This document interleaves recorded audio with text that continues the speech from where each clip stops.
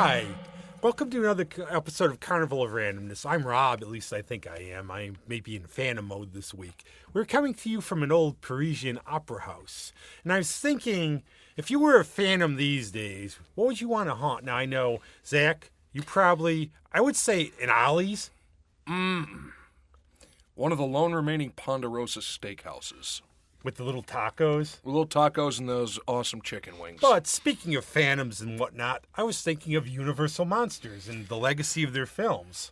And now, there's a lot of misnomers here, and we're probably going to talk about the main ones, but there are a lot more than what you think. That's the thing, because when people think Universal Monsters, they think Dracula, Frankenstein, The Bride of Frankenstein, the big 8 movies, The Wolfman, Invisible Man, etc.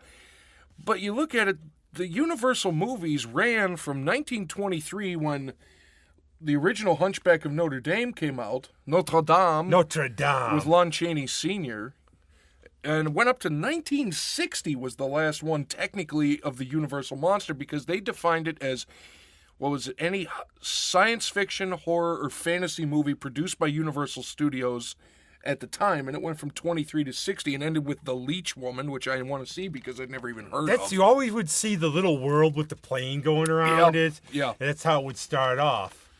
Yeah, the old Universal Pictures. It would look like one of those old newsreels. It's amazing how much the legacy of these goes on. I mean, they're everywhere. There's postage stamps.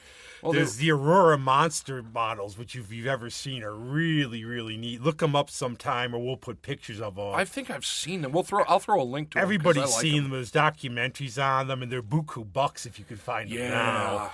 There's, of course, Famous Monsters of Filmland with the Basil Gogos covers, which are incredible.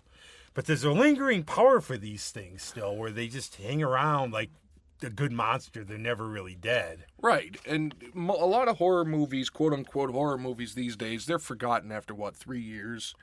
But you look at when Dracula came out in, 1931? Yeah. Yeah, 1931. People still know, whenever they hear Bela Lugosi, they think Dracula. Yes. And really, in my view, we'll get to it. I don't even think he was the best one, but that image. No, he wasn't, but he was the iconic one. He was really the first one to play Dracula. You have to ignore the Nosferatu, because it was Count Orlok, because there was the lawsuit between Bram Stoker's widow and the film producers, so they couldn't use Dracula. And we'll get to it a little bit about Karloff and Lugosi, but one of the things Bela had as a victory after death is his stamp and his Dracula imagery sells more than Karloff stuff. It does, and what a sad end of life for that man, who was one of the top stage actors in, and actually a Roman in Hungary.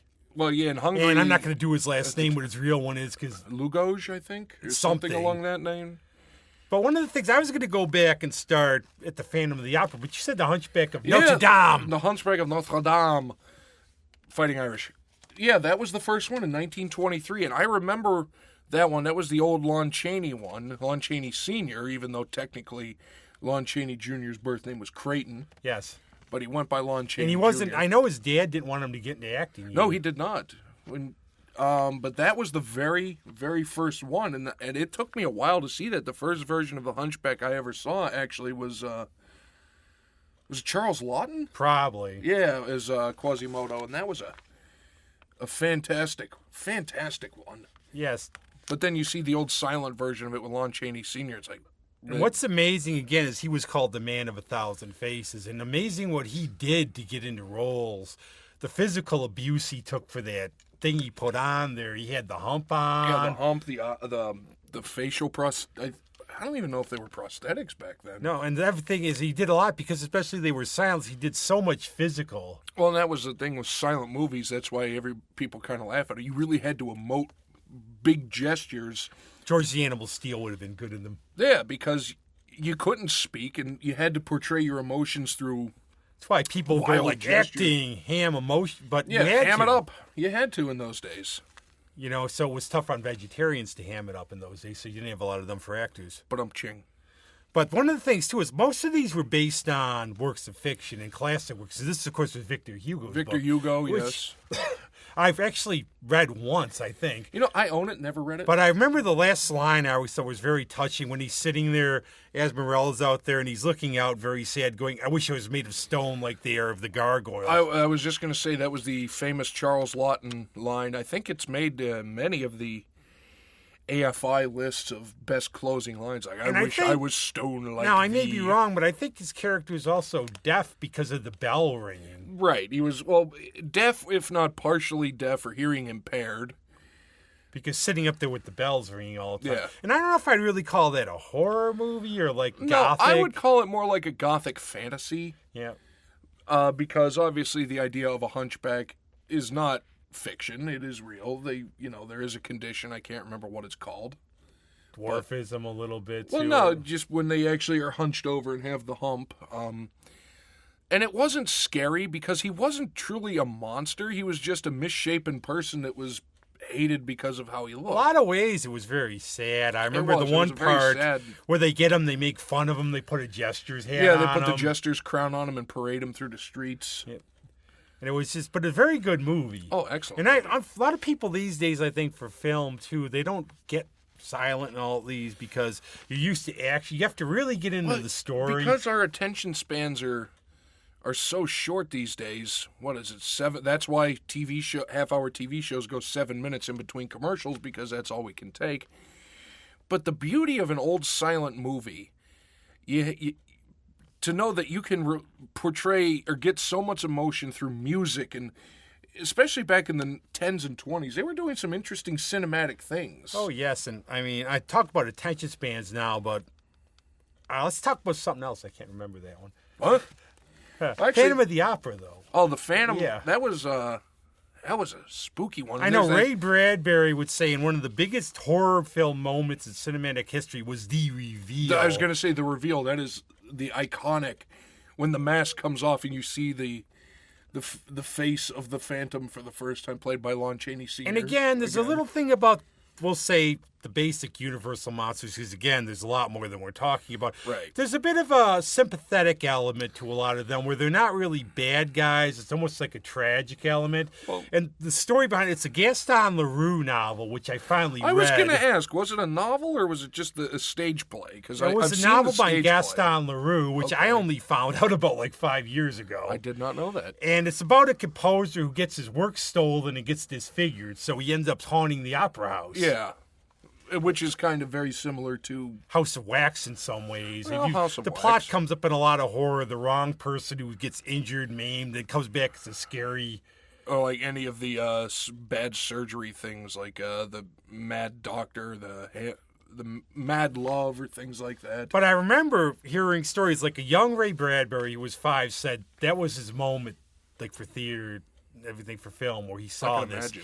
And I guess people literally fainted seeing this. I would imagine seeing it in real. I mean, even seeing it in the more modern times, it was still a little shocking. And it's been around. I've never seen. Did you see the play ever? The musical? Yes, I saw the play in Toronto at the Pantages Theatre back in the mid '90s.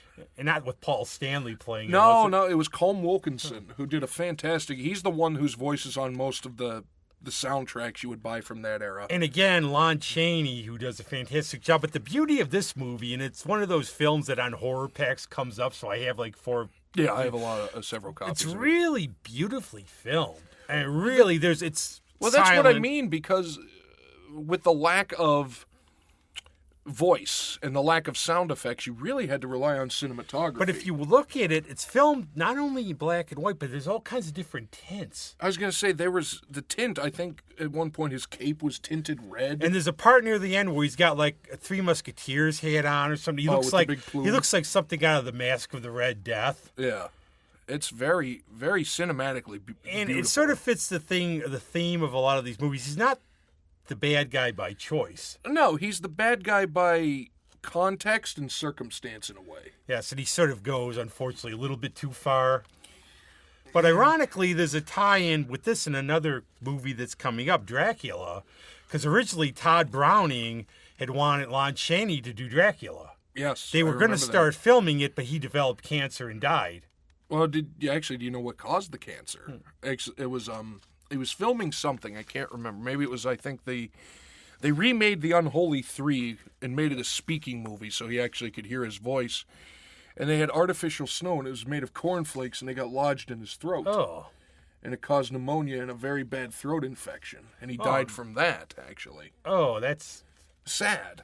It is, but I've heard, I don't know if they started filming or they never did. I don't think they ever did, as far as I know. And if you might get an idea, because there's the lost film London After Midnight. Now they found, it's almost like Doctor Who Shada. Didn't they find a reel of it or something? They didn't find, but they found the storyboard. So what they do is they show it silent, but they show the pictures of it. Oh, okay. And you might have gotten an idea what his Dracula would have looked like because he plays a vampire in that. I'm gonna have to find. It's one of the most, but it's out on video now like that. But it's one of those lost movies. Yeah. But one of the ironies is that Browning wanted anybody but Bela Lugosi. Which is so weird. Because Bela was touring in a company of Dracula.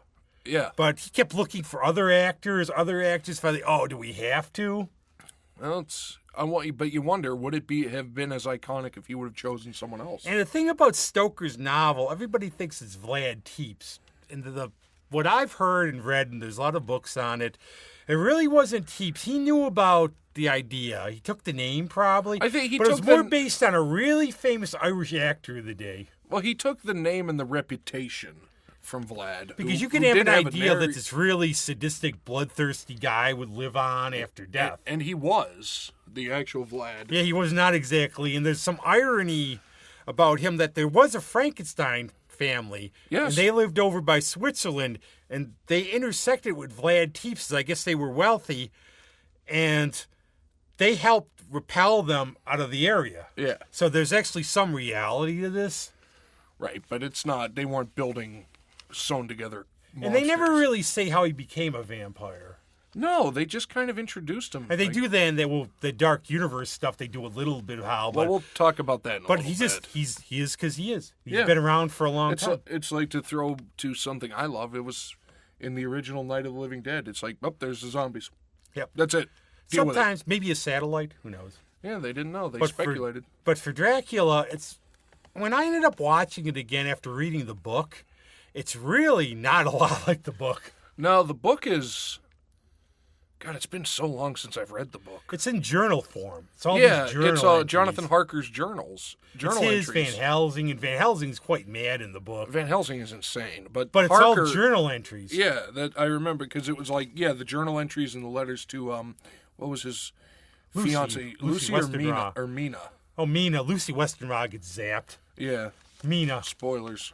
The book only came out in the 1800s. Yeah, so hopefully you've read it. And actually, the Gary Oldman film's a lot more accurate, but we're going on the universe. But this has, I think that one was great. I think the strength of this movie was really the atmosphere.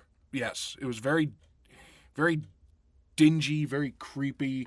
And Bela, because Bela looks so unworthy. And it's that accent, because he wasn't playing it up. That was his normal English-speaking accent. Yes. But I read, correct me if I'm wrong, at the time he filmed it, he really didn't understand the English language. No, he did. And he basically just repeated what people told him. So they could have told him to say anything. I want a toasted cheese sandwich. Yeah. I want to say... Never mind.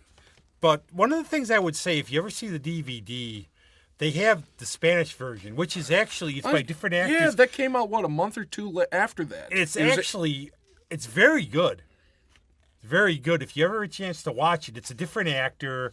And they did basically use the same sets and everything, just the Spanish cast and did the whole movie again. I'm going to have to watch it. I never did. I know it exists. I've just never seen it. And just to go off on the side a little bit, after this, Bela was in White Zombie, and he was in Island of Lost Souls, which I think was the best I actually just watched that recently. Best version of the Island of Dr. Moreau. It was really good. He played it up real well. He was the Beast Man, was the head of the... Or the Sayer of the Law? Yes. Yeah, the Sayer of the Law. And then, as we go into the next big monster, Bela was slated to play Frankenstein's monster. And now, do we have to say it right now? Yeah, we have to say it. Everybody says Frankenstein. I suppose that would be his surname, maybe, because he was sort of he had no name. Adopted son. He was Frankenstein's monster. If he was adopted, he didn't give him they did in Penny Dreadful, but In the book, I don't believe they ever gave. They just call him on, the creature. One of the things in the book was that some people goof it up and think his name's Adam. That there was this hubris, and because there's a scene in the book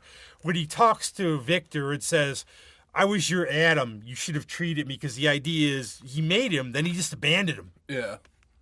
And in the book, he's very intelligent because he holds up. Oh, highly. And he's highly influenced by Plutarch's Lives. There's 3 books because he listens to his family over the winter. But Karloff did not want him to talk. No, he wanted him more of the monster. And now, there's a lot of speculation about this. If you look, you could find old posters that have Lugosi listed being in the film. I know they exist. He was in the movie until about 2 weeks from shooting, and now there's a lot of speculation of what happened. One of the ones that happened was, originally, this was the makeup by Jack Pierce that we all think of as Frankenstein. Originally, in the book especially, he looks like the Golem. He's yellow, he's tall, he's got very scary eyes. Oh, the old school Golem from the silent movie? No, Golem. You have the Jewish legend, the Jewish myth, yes. Yeah, the clay Golem. Yes, okay. That's what he looked like in the book. And originally the makeup was like that, and the story goes, it just didn't look good. And that they just sort of knew it was a disaster. Right. And the other thing was that Bala just didn't fit the role. No, he really didn't. He was more of the... Yeah, I could see him more of the vampire type. And now the thing is, he did play Frankenstein's monster down the line in a couple movies, and he would play Igor as well. And that's another trivia thing for you, Igor, if you go by Mel Brooks. But the character is not Igor in the first film, it's just Frederick. Yeah. A lot of people don't know that, the assistant, because you always, a mad scientist has to have his assistant. He has to have an Igor.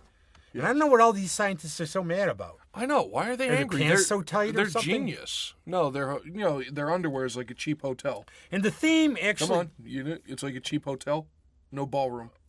Oh, goodness. I wasn't going to say too tight or whatever. Because, no ballroom. But the thing is, too, if you go back when Shelley wrote the book, they were doing a lot of experiments about trying to bring life back. So this was going on at the time where they were trying to bring bodies, shock them, trying to figure out the idea. And there was supposedly a Frankenstein who was a scientist who tried to experiment with this stuff. Is there any truth to... Have you ever seen the Frankenstein Chronicles? Yeah.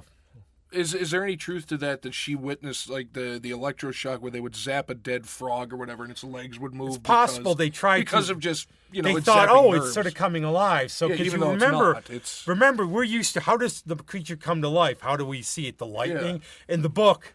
They don't say. In fact, that's one of the things. No, they never do cover it in the book, do they? What Victor does to the captain of the ship in the Archangel, when they're up by Archangel, before he dies, he refuses to reveal it. Yeah. That's a good way out, too, because how did she know? Right. Plus, kids, don't try this at home. You don't want to. That was the old school way of kids don't try this at home. And yes, I think the book, the scenery's really good. The book itself is okay. One of the big flaws I find is, the monster comes to him and says, if you build me a mate, we'll go away. We'll leave you alone. For the love of one person, I'll make peace with everyone. So he's about to do it. Then he destroys it because he figures that... It's an abomination. He figures they're going to have kids and they're going to rule the world. Yes. Can they even have kids, or let's make it sterile? Well, that's the thing. Yes, I'm too nitpicky. Well, you're right. Now, your thoughts on this before we move on. Robert De Niro's version in Mary Shelley's Actually, a lot more accurate. Fantastic. It's a bunch of dead bodies pieced together. Well, and they said that how he got the speech pattern was he spent months speaking with stroke victims to get that kind of slightly slurred speech. And the thing about these... But that was a fantastic... Wasn't Kenneth Branagh in it? Yeah, he was the doctor. He's a great actor. One of the things about these movies, Karloff... Now, really, take Frankenstein and the Bride of Frankenstein. They mishmashed the book. Yes. And a lot of people think Bride of Frankenstein. But look at Bride of Frankenstein. Dr. Pretorius's miniatures, the baby, which you will see in some prints and you won't in others, was a baby Billy Barty. Really? Yes. Who played Bride of Frankenstein? I can't remember the actress. Elsa Lanchester. Okay, I could not remember. And the other thing about that is you see it now, but they had a warning for Frankenstein when you came to the theater. You could see it on some prints where they warned people about fainting and shock, and they never revealed who the monster was. But they cut the part out of early prints where he throws the little girl in the pond. Oh. Because he's playing the throwing daisies in, he doesn't know. Yeah. So he throws the little girl, because then you see the father carrying the girl, but they thought that was too dramatic. Yeah. Well, at the time. And Karloff didn't want to talk, so what happened was he played the role in 3 films. He would go on to Son of Frankenstein. Yes. So what they did was, after the second film when he's talking, and I always remember, unfortunately or fortunately, the Gene Hackman, Mel Brooks. That was just... No, interestingly enough, the Universal gave them the sets. Oh. For the scenes in Young Frankenstein. Those were Universal sets. Why? We're going to have espresso. Yeah. Where are you going? And it took a long time for me to realize that was Gene Hackman, because he wasn't credited in the movie. But one of the things, Karloff didn't want the monster to talk, so as a favor to him, in the third film... Putting on the Ritz! I had to. Let me out. Really, let me out. In the third film... I'll cave your goddamn heads in. In the third film, they had him silent again. Yeah. And that was Karloff's last film. That's the first time we saw Igor. It was. And then they kept going on, and actually, I'm going to jump ahead a little. Abbott and Costello Meet Frankenstein. I was going to say, technically... was supposed to be called Frankenstein's Brain, and the other trivia thing about that was the only other time Bela played Dracula on screen. Yep. Everybody thinks that's all he did was play vampires and Dracula. He played Return of the Vampire. He's a different vampire. But he was only Dracula in 2 movies. And weirdly, you have to consider those Abbott and Costello movies as Universal horror movies. They were real. That was the 5th. It was going to be called Frankenstein's Brain. And then Ghostbusters 2 literally was a remake of that. They almost were going to do... I think they should have, the way they came out. Yeah. But again, they had Dracula. They sort of stiffed Bela at the studio because... it brought out that big, giant lawsuit. Yeah. Because Bela Lugosi's son, actually, he's still alive as a lawyer. And there was the suit, it was Lugosi versus Universal Pictures, about... they said that the celebrity's personality rights could not be passed on to the heirs. So he sued Universal Studios, and I believe he won. He does. I don't know the details of the case. I mean, the depiction of him and Ed Wood by Martin Landau is fantastic. It's fantastic. His sons swear that he was not a vulgarian like that. They said he was an old European gentleman. It's not just his son. It was a lot of people that knew him. And the irony is that Martin Landau won an Oscar for that. And he should have. And, of course, Bela was buried in his Dracula outfit. Right. But, and that, again, was... Everybody thought that was his request. No, it was the wife and the son thought that's what he But I wanted to wanted. get down a little bit to the whole Karloff Lugosi thing, and they were in a lot of films together. The Black Cat I thought was fantastic. That was a good movie. Weren't they the Body Snatchers? Yes, but only a little part for him. He was always Bela's sidekick, it seemed, like the Invisible Ray or... Oh, I thought Bela was the... No, that was Karloff more, but one of the things about how Lugosi supposedly hated Karloff, now the story goes, David Skal is a very good horror historian. He's done a very thorough, I would recommend his books. If you want to follow up on any of this, it's fantastic. Please the do. Detail. He's very, very good, but he says it's going to come down to this. It's like, imagine like you're in high school or something and you're sort of not popular and everything. You know somebody, you get along okay with them, but they have the life you don't. And it turned like Bela never was harmed by Karloff. In fact, Karloff was very smart with his money. He never had any problems. And he would just shake his head, I guess, to his daughter and say, poor Bela, when he heard about him. Well, that's because you have to think about it. Such a great actor. He died a drug addict and penniless. Yes, and what they said was it wasn't that Karloff did anything to him or was mean to him. It was just the idea jealousy. that he was doing so well. Yeah, and it wasn't... Yeah, he was actually... From what I hear is he was quite... They were quite cordial to each other. It's just there was an underlying jealousy. And the other thing about Ed Wood, and some people look at this and go... Ed Wood...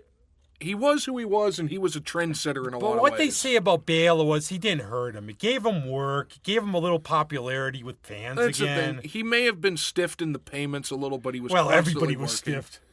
And that was the problem that his son had with Ed Wood. Well, we'll wrap up the cloth on Frankenstein and talk about the Mummy. I see what you did there. The Mummy... Was that based on a book or just based on Egyptian legend? Egyptian legend. And actually, I'd love to... That's something, because you know how I love history. I'd love to research the whole idea of... Because we know mummification was real. Well, yeah, the mummification process we know is real. But where was the idea of the mummy itself coming back to life? But it's just a great idea. And you remember at the time it was Howard Carter with I was going to say that was right and around all this that time, other stuff. Or maybe a little after. And the whole idea I could see is it's a good idea. Actually, would you say first zombie? Think about it. It's Living Dead. Technically, yes. Because White Zombie was after that. But they never They never say he's a zombie. No, they never used the word zombie up until the Now, title. remember, there's a couple things about this movie. you only see the mummy at the beginning. You never see it fully. You see it, the guy panicking. You see the bandage walking. Yeah, you don't see him for a while. And then he comes back as like a normal, creepy-looking guy because it's Boris Karloff. And they have the old idea of killing the woman to bring the reincarnation of his love and knocks the moon back. Yeah. And you see the mummy a lot more. There are sequels, a lot of them played by Lon Chaney Jr. Yeah. And what they use as an out is they say Tannelese bring him back. And you look at all the mummy. There was Blood of the Mummy's Tomb, Revenge of the Mummy. Oh, wait, here we got a thing. The Mummy's Hand. Yeah, the Mummy's Hand. Actually, I have the... Oh, yeah, there it is. Oh, my God. We're cheating with the movie catalog. Yeah, the Mummy's Hand, the Mummy's Tomb, and the Mummy's Ghost, the Mummy's Curse. Abbott and Costello meet the mummy. That's a lot of mummy. Yes. Mummy. It's a yummy mummy. Hey. But again, we go on and we're talking about Universal, but remember that Hammer brought all these back. And they were a lot more. You saw a lot more mummy in those films. And that's just a teaser because we will have a Hammer horror episode. Yes. Because there's a lot. And remember, a lot of these, like we say, the legacy of these lives on everywhere. And for the mummy, though, you will be surprised because you'll see the stamp. You'll see the iconic thing is Boris is the mummy. But that's all the mummy is in the film in his costume. Yeah. Just that one scene. But it's scary. It's atmospheric. And again... Well, and that's just what I've been talking with a lot of people about. What horror movies lack today is that idea of suspense. Because that's how they rely... Because in the 20s, 30s, up to the 60s, it was psychological. You didn't know, like, a guy opens the door. Is there going to be something behind the door? You don't know. But now it's like... Oh, door kicks open, there's a guy with a chainsaw. And it's the idea there's more things in heaven and earth. There's these supernatural elements. Yes. You'd see these old films like, for example, Son of Frankenstein, and he's looking out on the moors. You wonder, what the heck is out there? There's always the creepy castle. Yeah, that's the thing. Like, do you see something moving in the distance? Or is it your eyes playing tricks on you? When I was a kid, we used to go by graveyards. I would close my eyes because I was afraid. It was freaky. And I couldn't see anything. But since I couldn't see anything, there's one... I think it's a little more obscure, but The Invisible Man. I didn't see that coming. Oy vey. Now, there's a big question. Figure this one out. The book, he's never really named, like, it's Griffin. It's Griffin, But Alan Moore, who's very smart on his research in his comic, The League, he calls him Hawley Griffin. I don't know where that's from, because I literally, unless I forgot something in the book, unless it was written in invisible ink, I don't know, because I don't remember. Keep a counter. That's 4 invisible puns so far. No, there wasn't. I didn't see any of them. 5. But I don't remember his name ever coming out. No, just he was referred to as Griffin. I mean, was that his first name? Was it his last name? But Moore was called him him Hawley Griffin, so I wonder where he got that from. Maybe another edition? Could be. But the idea, again, and here you'll see another theme coming up in a lot of these movies, because at the time especially was science gone wrong. Maybe you had good intentions. And I'm wondering if that had something to do with the times, because at the time a lot of scientific breakthroughs were starting to go, like, the evils of science, it's going to kill us all. People were scared about that, about all these type of things, and you'll see what this got displaced by in the 50s eventually, because horror films reflected anxieties of the age in a lot of ways. Yes, they did. But what happened here, obviously, it's the scientist Griffin. He's experimenting with an invisible formula. And it works, but it makes him mad. Yeah. So he shows up at an inn, and it's Claude Rains. Yeah, I was going to say the movie was Claude Rains. Who looks very good in the role, of course. But he comes in all bandaged up. He wants an inn, a room in the inn, and he wants to experiment. He just leave me alone, leave me alone. Yeah, that's all he wants. And he goes up there, and then we have the son where he starts cackling away, removes the bandages, terrorizes everybody. When you think, it looks cheesy by today's standards, but at the time, that was some pretty... It was actually really neat. That was some pretty impressive special effects for that time period. And he's running around causing trouble and everything else. And there were actually a lot of sequels. One had Vincent Price in it. Yeah, they're all right here. I was going to say, I remember... Yep, there they are. Here, hold on, let's see. Invisible Man. Invisible Man Returns with Vincent Price. The Invisible Woman with Virginia Bruce. Invisible Agent. Ooh, Peter Lorre. I like him. The Invisible Man's Revenge. Abbott and Costello meet the Invisible Man. Yeah, there's quite a few. And the thing about them is I've watched them, a few of them, and there's... order some of them. And the thing is I've watched them, and some are done more for comedic purposes, like The Invisible Man Returns, more comedic. Yeah. And The Invisible Woman, more comedic. And then you have the creepy more modern retakes of Hollow Man. Yeah, and there was a series called Invisible Man in the 70s very briefly. He didn't go insane. He was used like as an agent. Yeah. And then there's almost one I almost forgot about, Dr. Jekyll and Mr. Hyde. I was going to ask I was wondering if you were going to bring that up because that wasn't technically a Universal. It was hiding in the corner. I couldn't find it. Are you Heckle or Jekyll? Who knows? Well, there you go, Magpie reference. But was it? I don't think that was a Universal picture. Or maybe it was. Well, it's classic horror. But the original one in 1920 with John Barrymore? Yes. I couldn't It remember. might be. I think of them in the era where science gone awry. Yeah, but and I don't if it know wasn't a Universal picture, it should have been. It should have been because everybody knows the story. It's a short story by Robert Louis Stevenson. I consider it, reading it, the quintessential mad science story because of the idea of the Victorian London atmosphere. And the thing with the formula. Like the fog as thick as pea soup. The way he describes the formula where it changes all these colors. And it's like 70 pages long. Yeah, it's very short. But short. it's just one of these where I look as a classical horror story. And you look at it, that 70 or so pages inspired decades of that because how many versions of Dr. Jekyll and Mr. Hyde were there? There were... Dr. Jekyll and Sister Hyde. Dr. Jekyll and Ms. Hyde. Did you ever see that one, Ms. Hyde? Yeah, that was Mr. Hyde, the Daredevil villain. Yeah, I mean, there was some interesting ones. And I guess he started as a little brute, but then he got bigger, almost like the Hulk. Yeah, because if you look at the Van Helsing movie, which wasn't that great, but yeah, the Hulk he was like the Hulk. He was like, 9-10 feet tall. Or in Penny Dreadful, when he's briefly in there at the beginning. There for a cup of coffee. But that was Russell Crowe doing... Yeah, but if you ever want to see a good show, watch that one, Penny Dreadful. It's over, but it's a quality show. And let's finish this up before the moon comes out, so we better talk about the Wolfman. Wolfman? Now, the interesting thing about the Wolfman, everything else we've talked about has been based on a novel or mythology. Well, technically, the Wolfman, I would say you go back to Ovid and the legend of Lycan. Werewolves have been around. Lycanthropy's been around for ages. I was going to say, and even in native culture, they had... the Loup-Garou, and I can't remember... Werefoxes. Yeah, and I think were they not skinwalkers? That was something different. But it was some native reference to a shapeshifter. But the interesting part about this film, guess who came up with the idea for a film? Bela Lugosi. No shit. And he wanted to play I didn't know that. David Scull's book. Again, a fountain of information. As we are fountains of misinformation. You're going to have to send me the title of that one. He's great. I can't say enough about him. Maybe he'll be on here sometime, David. Hi. Hi. But I want to read your book. So thorough. But Bela came up with the idea, and he wanted to play him. So what did the studio do? They shafted him. They made him Bela the Gypsy, who was a werewolf. Who was a werewolf, but not the werewolf. But then we had Lon Chaney Jr., very cursed, sad. Yeah. But great movie. He was bitten by a werewolf. Yes. Not Bela, was it?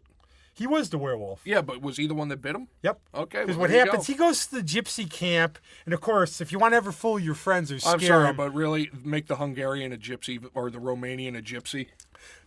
You would see the mark of the pentagram in your next victim. Yeah. So actually, there's a neat comic book where to catch a werewolf, a guy draws a pentagram on his hand to draw him out. Cute. But that's how you would see the latest. But he goes to a camp, then the werewolf overruns the camp. Right. He fends off, he saves his girl from the werewolf, but he gets bitten. If you get bitten, you get the gift that keeps on giving. Every full moon. Boo! So that's what happens. Then, of course, his dad, I think it was Charles. Was it Charles? It was, because that wasn't Basil Rathbone. It was a famous actor who played his dad. I can't remember. But he's Sir Henry Talbot. And he kills him with his cane, but of course you can't keep a good monster down. So then started all the monster mashes. With all the different monsters in films, the mashups like House of Frankenstein, House of Dracula. But there's a point to make as well. If you watch very carefully for Frankenstein meets the Wolfman, did you realize Frankenstein's monster is blind? Watching the previous movie, Ghost of Frankenstein, when Eager wants to put his brain in the monster, remember that somehow they say the polarity's not the same, so they don't fit, so he's blind. So what you don't see, they cut a lot out of the movie. And remember, in this film... Claude Rains was the father. Yes. Thought so. Yeah. I had to look it up. I'm sorry. But Continue. what happens in this film, Bela had a bad back. So 3 different people play the monster in this film. He plays it, Glenn Strange plays it, and actually Lon Chaney plays it in a couple scenes. I remember But that. watch very carefully. You'll see him mouthing, "I'm blind." Huh. Look very carefully because they never say it. I'm going to have to look for that. I They never never caught that. infer it because at first they had him talking and explaining it, but they decided to do that. But watch very carefully and he will explain himself. Huh. See, that's a little tidbit I did not know. But be careful. Watch it because that was the sequel where he comes. But then they started having all the monsters. They figured, one's good. Let's have them all. Yeah, if one sold, all 3 of them will sell. And usually the plot was, okay, I'm a scientist. I'm going to cure the Wolfman. I find Frankenstein. I'm more interested in him. Yeah. Or I'm then the Dracula. Yeah, I'm Dracula. I'm Dracula's scientist. House of Dracula, they were actually John Carradine's Dracula. They were going to cure him, but then they find the Frankenstein monster. Then you get a vengeful assistant who wants to get cured, so then all havoc goes. And then Marty Feldman comes in. Yes. It's a bunch of... It got a little crazy. Yeah, a little bit. So then they went off a different end and a better end, and I would actually consider this my favorite of all. Yeah. The Creature from the Black Lagoon. I was going to say the Creature from the Black Lagoon, and yeah, you could see the zipper, but it was different than most. Now, where did that come from? Was that just a studio idea, or was that based That's on another a legend? one that wasn't based on any Okay. legend. Never know. Maybe there's a story. I'm sure there's some group somewhere that has a swamp monster legend. I'm sure every culture has one. And the idea is, I guess in Florida, you can go still where it was filmed and see the whole set. Yeah, they still have the set up It's there. still don't they? there. Which is weird that it survived all the hurricanes and whatnot. And everything else is still around. But I remember this movie, it was done in 3D. It was done in 3D when it came out.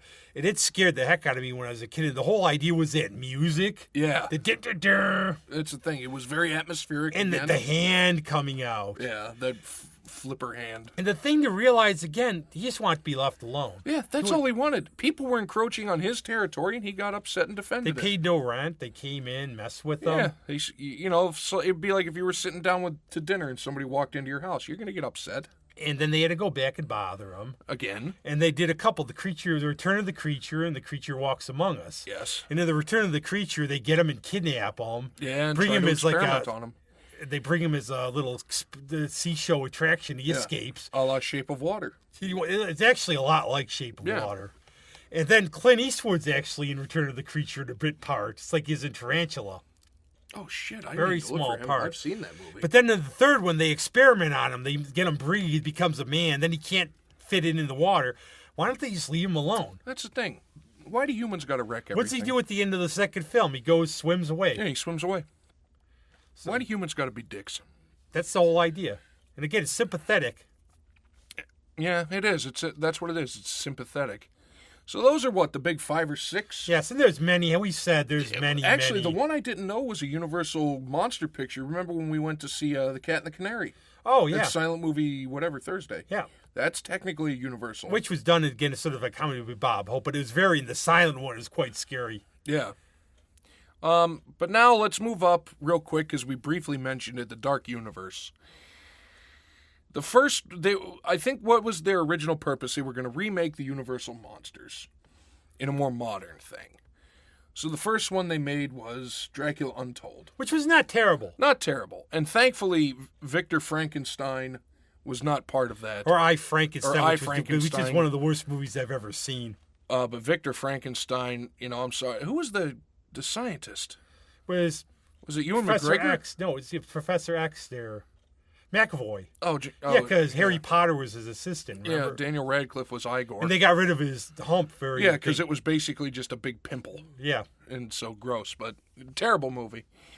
But the first one was Dracula Untold, which wasn't bad. No, and they show how he becomes... And that's the thing.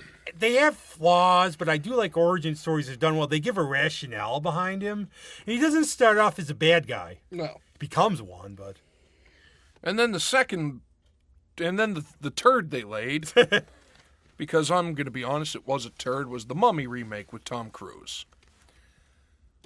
That's all I got to say about that. The thing about that movie, again, they try to lay it down because there is a the head of the creature of the Black Lagoons in Dr. Jekyll's lab. Yeah. And Dr. Jekyll's played by Russell Crowe. Yeah. But it was one of those movies where it was just a miscast. And it almost felt like mainly. Tom Cruise, I'm a star, I want to do this movie. Yeah, he didn't really feel like he belonged there. And the thing is, The Mummy over the years has become, back with the Brendan Fraser Mummy films, and there's supposedly going to be another one, like it or not. George Romero originally was going to direct the first one, and he said had he done it, he would have made it a lot more like the 30s. The Mummy became very, very superpowered. Well, it's the thing. He became literally a god. Who was he? Amenhotep? Amhotep. Remember Amhotep? Imhotep, yeah. But he became incredible. He could sandstorms, winds, everything. Darude Sandstorm. So he became something different. And of course, Eric Bari was in it. Oh, the great Eric Avari, who if you've never had a chance to meet... You've seen him. Yeah. And then, according to this, Dark Universe was supposed to make... Bride of Frankenstein. Well, that's... Yeah, the only ones they have in the queue right now are The Bride of Frankenstein and The Invisible Man. Remember, at a time, there was going to be a creature from the Black Lagoon remake, and my theory was this. Bear with me while I theorize. That in this era of humans being dicks, as per usual, he was going to be a vengeful environmental spirit who was going to come and stop people from polluting. Now, I admit... So basically a horror version of Captain Planet. Him being a favorite of mine, there's an independent comic that they did in 3D that's very good. Art Adams did the art, who's very good. But I'm really glad they haven't done a remake. And I think the thing is, you blow it on these movies because you miss the feeling. The character, he's not just some slasher monster. There's a pathos to him. There's something to him. Yeah. There's an atmosphere. We're too used to the shocks and scares now. And the gore, because of directors like Eli Roth, with Hostel and all that shit. Now the Green Inferno, which makes Hostel look like a day at the... What a pile. But in any event, but the one thing I find irritating about these remakes, quote, air quotes, that bomb is it has the possibility of turning off a younger viewer from seeing the originals. And I remember as a kid, I used to look forward to Halloween every year because in October, we didn't cable or anything. These movies would pop up. Yeah, and it was a treat. But I think some people now would sit there, it's boring, it's boring. And this was back in the day when there were no VCRs, there was no on-demand. So you had to either go to the theater or pray that it came on TV. And zombies came a little later, but monsters... It was late 60s. But what happens is these monsters are always with us. Look at pop culture, TV, movies, everywhere, and they keep coming back in style. You get vampires, werewolves. Well, vampires will never die. I haven't seen The Invisible Man come back yet. What's that, 7? Who's keeping tabs? But you could still do. There's still very good characters, and there's they are, good material. and there's a lot of stories you can tell with them because they could get into a lot of different adventures, and there's a lot of interpretations of the origins of them, like the Dr. Jekyll and Mr. Hyde. Like, what drove him to this? What was he trying to do? They always say, no matter what happens to them, they're always trying to do for the betterment of man. Right. But you messed. And remember the religious elements to this. You were playing God, yes. Prometheus, something, and not good to Well, was that not the Frankenstein thing? Is it subtitle or Modern Prometheus? Yeah, but what's that term called? It's like Frankenstein or what's the modern Prometheus? Right, but what's the term for that second part of the title? I have no idea. It's like Moby Dick or the White Whale. Subtitle. Is it a subtitle? I can't remember. But yeah, he was the modern Prometheus. And if you don't know Prometheus, he stole fire from the gods and paid a bit of a price. Ooh, did he piss off the gods? Greek mythology, by the way. Was it Greek or Roman? Greek. It was Greek. It's all Greek to me. But I'm ching. Anyways. Yes, but anyways, so that, I don't know how the new Bride of Frankenstein will be if it comes out, because now there's rumor, because the the Mummy came out, late 2017, and there hasn't been a peep. I think them and the DC Universe both have to get their jobs in order. Yeah, there hasn't been a peep out of that studio since. Well, Wonder Woman Mummy 84 fiasco. should be good, but they got to mix. They're gonna have new Batmans, new Supermans, so. But we'll see. But I guess the point of this, as we wrap it up, is that like what they are, the Universal monsters will never die. And they've been entertaining and scaring the hell out of people since the 1920s and 30s. And, I think that's another thing. People love to be scared because it takes their mind off of what's going on. And they make damn good Halloween costumes, too. Well, that's the thing. How many times when you were a kid did and you they see fit the in because, Frankenstein Bela did not monster? look like Dracula, really. Christopher Lee or Gary Oldman did. But who do you think of Dracula? Bela. Right. The head waiter from hell. Yeah. And you know how, because he had that, the hourglass pupils. You know how they did that? Oh. Shined a light. They had like a little laser pen light, and they shined it in his eyes. Only thing I don't get about vampires is they're repelled by the sun, but the moon's bright by sunlight. Right. Oh, well, imagination, leap of faith. Leave me alone. I'm sorry. Well, it's the same. It's the Superman principle. Yeah. Why doesn't the moon give him powers? But on that note, you got anything else? Yes, go on for the advertiser or sponsor. Yes. And then I have one thing to say. This episode of Universal Horror Monsters brought to you once again by Upsitnik and Associates. Lawyers for you, the people, from the Supreme Court to Alaska, all points in between, over 40 years of experience. Visit them on Facebook, Upsitnik and Associates, on the interweb, upsitnikslaw.com. Find us. We're on everywhere. We're trying to be everywhere. YouTube, iTunes, blah, blah, blah, blah, blah. Website coming. I'm still working on it. What do you got? Well, actually, what happened with Universal Monsters is by the 50s we had new anxiety. There was the atomic era. And we UFOs with the whole incidents like at Roswell and everything. So we started getting more saucers. We had the BEMs, which were the bug-eyed monsters. So they took the place. So we started getting. We'll do an episode on these. I was going to say that'll be the next one. But as We'll we end this episode, we are going to segue into that one. This is an end of things. We're going to play my good friend Kim Draheim and Heidi Falcon Fairy Moondrop Elcott, who Susie's mentioned, Infrared Radiation Orchestra. They did a song called "The Love Theme" from Zontar, the thing from Venus. So we're going to end it with that as a little thing to stay tuned for when we do the next one, and then we'll do something for slasher stuff for that if I could find a song. Yeah, we'll Take find it easy. slashers, all monsters coming up, so enjoy, stay tuned, and we will see you later. Don't open the